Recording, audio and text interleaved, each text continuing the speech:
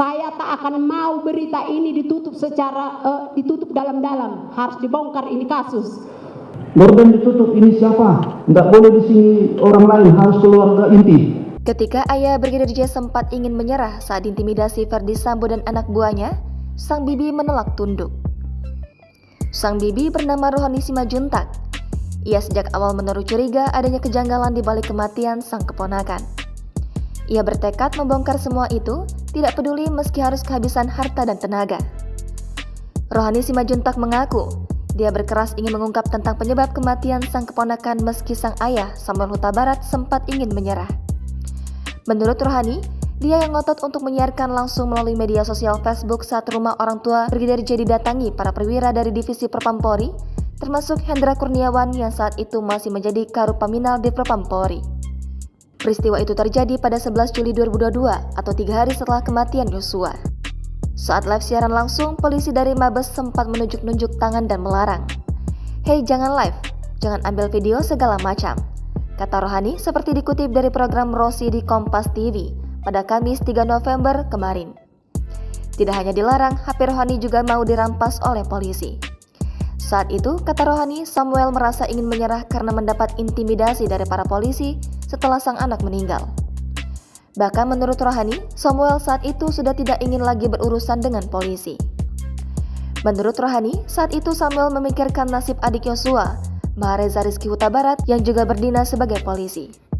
Akan tetapi, justru mendengar jawaban Samuel itu semakin menguatkan tekad Rohani buat membongkar kejanggalan di balik kematian sang keponakan semakin kuat. Mau pemakaman lah ini, acara dari gereja tadi kan, karena masih pagi diwawancarai oleh Tribun Jambi. Habis itu karena kejanggalan tadi juga, awalnya Pak Leonardo mengungkapkan bahwasanya secara kedinasan dimakamkan, ternyata tidak ada.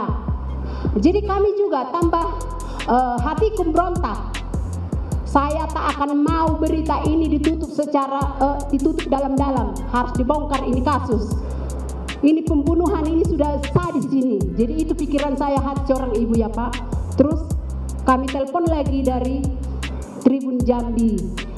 Sesudah kami diwawancarai di Tribun Jambi habis pemakaman, timbullah berita itu di televisi Pak. Bibi Brigadir J lainnya, Roslin Simajuntak juga telah mencium kejanggalan dalam kasus kematian keponakannya. Ia telah curiga ketika mendapatkan kabar Yosua meninggal pada 8 Juli 2022.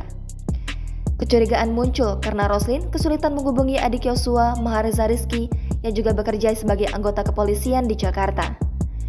Menurut dia, sikap Reza itu tak seperti biasanya. Apalagi hanya dia yang berada di Jakarta dan menunggu jenazah Yosua di Rumah Sakit Polri Kramat Jati. Roslin lantas terus mengirimkan pesan kepada Reza untuk memantau aktivitasnya selama menunggu jenazah Yosua. Kejanggalan berikutnya terjadi saat Reza mengaku tak bisa masuk ke ruang otopsi. Setelah meninggal, Yosua segera diberangkatkan ke Jambi untuk dimakamkan. Jenazahnya lantas dikebumikan pada 11 Juli lalu, atau 3 hari setelah kematiannya. Pihak keluarga sempat didatangi sejumlah oknum Polri, termasuk mantan Karupaminal Propampori, Brigjen Hendra Kurniawan. Hendra disebut tidak memperbolehkan keluarga untuk membuka peti dan melihat jenazah Yosua. Saat ini, Hendra menjadi salah satu dari 7 terdakwa perkara obstruction of justice atau upaya menghalangi penyidikan.